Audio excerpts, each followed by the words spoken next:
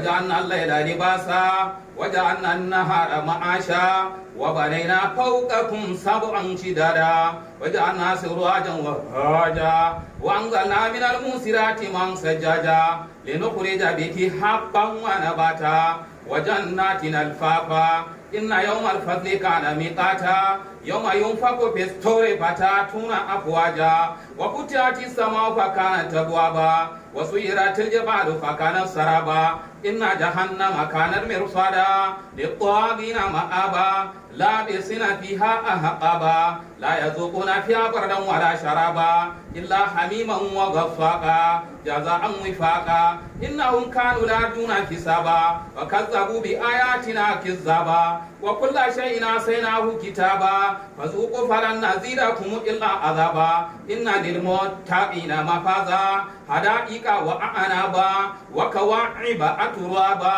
وكاسا دهاقا لا يسمعون فيها لغوا ولا كذابا جزاء من ربك عطاء حسابا رب السماوات والأرض وما بينكما الرحمن لا يملكون منه خطابا يوم يقوم الروح والملائكة صفا لا تكلمون إلا من أذن له الرحمن وقال صوابا ذلك اليوم الحق ومن شاء اتخذ إلى ربه مآبا إنا أنذرناكم عذابا قريبا يوم ينظر المرء ما قدم يدا ويقول الكافر يا ليتني كنت ترابا بسم الله الرحمن الرحيم والنازعات غرقا والناشطات نشطا والسابحات سبحا فالسابقات سبقا فالمدبرات أمرا يوم ترجف الراجفة تتبعها الرادفة قلوب يومئذ واجفة أبصارها خاشعة يقولون إنا لمردودون في الحافرة إذا كنا عظاما نخرا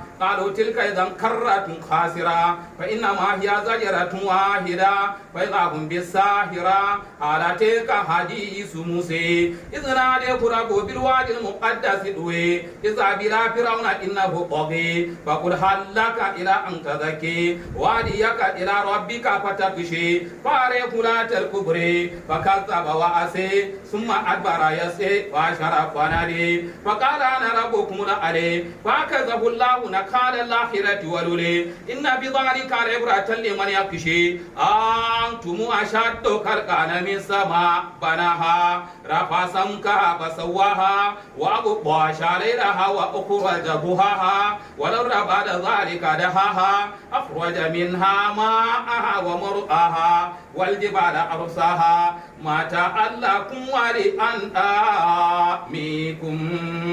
فإذا جاءت الطامة الكبرى يوم يتذكر الإنسان ما سعى وبرزت الجحيم لمن يرى فأما من طغى وآثر الحياة الدنيا فإن الجحيم هي المأوى وأما من خاف مقام ربه ونهى النفس عن الهوى فإن الجنة هي المأوى يسألونك عن الساعة أيان مرساها فيما أنت من ذكرها إلى ربك منتهاها إنما أنت منذر من يخشاها كأنهم يوم يرونها لم يلبسوا إلا عشية أو ضحاها بسم الله الرحمن الرحيم عبس وتولي أن جاءه الأعمى وما يدريك لعله يزكي أو يذكر فتنفعه الذكر أما من استغني فأنت له تصدي وما عليك ألا زكي وأما من جاءك يسعى وهو يخشى فأنت عنه تلهي كلا إنها تذكرة ومن شاء ذكر في صحف مكرمة مرفوعة مطهرة بأيدي سفرة كرام بررة قتل الإنسان ما أكفر من أي شيء خلق من نطفة خلقه فقدر ثم استبر يسرا ثم أماته فأكبر ثم إذا شاء أنشر كلا لما يقضي ما أمر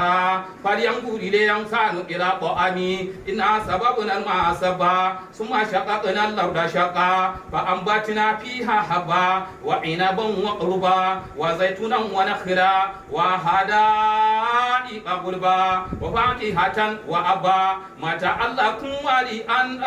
ولأنعامكم